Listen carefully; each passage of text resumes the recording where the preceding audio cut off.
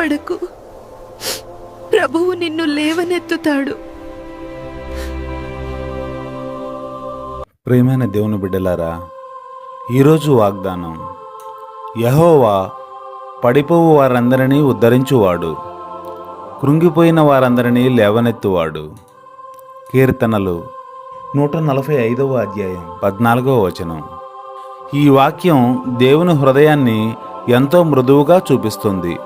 మనం బలహీనులమైనప్పుడు, విఫలమైనప్పుడు, మనసు కృంగిపోయినప్పుడు దేవుడు దూరంగా నిలబడడు. పడిపోయిన వారిని ఆయన చేతి పట్టి లేపుతాడు. నిరుత్సాహపడిన వారికి కొత్త ధైర్యం ఇస్తాడు. మన స్థితి ఎంత తక్కువగా ఉన్నా దేవుని సహాయం అంతే దగ్గరగా ఉంటుంది. ప్రియులారా, మన జీవిత ప్రయాణంలో అందరూ ఒక దశలో పడిపోతారు. అది పాపంలో కావచ్చు, సమస్యల్లో కావచ్చు, నిరాశలో కావచ్చు. కానీ సంతోషకరమైన వార్త ఏమిటంటే, మన దేవుడు పడిపోయిన వారిని తృణీకరించేవాడు కాదు, లేవనెత్తేవాడు.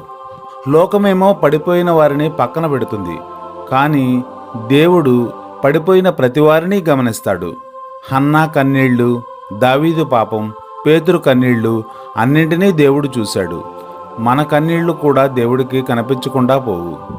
ఉద్ధరించు అన్న పదానికి అర్థం చేతి పెట్టి పైకి లేపుట. దేవుడు మాటలతో మాత్రమే కాదు, తన శక్తివంతమైన చేతిలో మనల్ని లేపుతాడు. యెషయా 41వ అధ్యాయం 13వ వచనంలో చెప్పినట్టు, నేను నీ కుడి చేతిని పట్టుకొని నీతో చెప్పుచున్నాను, భయపడకము అని. కృంగిపోయిన వారందరినీ కూడా ఆయన లేవనెత్తుతాడు. కృంగిపోవడం అంటే ఆశ లేకపోవడం, ధైర్యం కోల్పోవడం, లోపల నుంచే విరిగిపోవడం. దేవుడు అటువంటి మనుషులను కూడా లేపుతాడు, కొత్త ఆశతో, కొత్త బలంతో, కొత్త జీవనంతో. యెషయా 40వ అధ్యాయం 31వ వచనంలో చెప్పినట్టు, యెహోవాను ఎదురు చూచువారు బలమును పొందురు.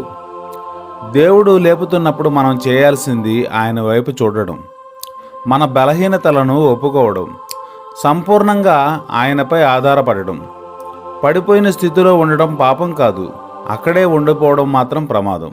ప్రార్థన. పరలోకమున్నందు మా తండ్రి, ప్రభువా, పడిపోయిన నన్ను లేపిన దేవుడవు నీవే. నా కృంగిన హృదయాన్ని బలపరచుము. ఈ రోజు నుండి నీ చేతిలో నడిచే జీవితం నాకు దయచేయము. యేసు నామములో ప్రార్థించుచున్నాము తండ్రి, ఆమెన్. Solomon Journey.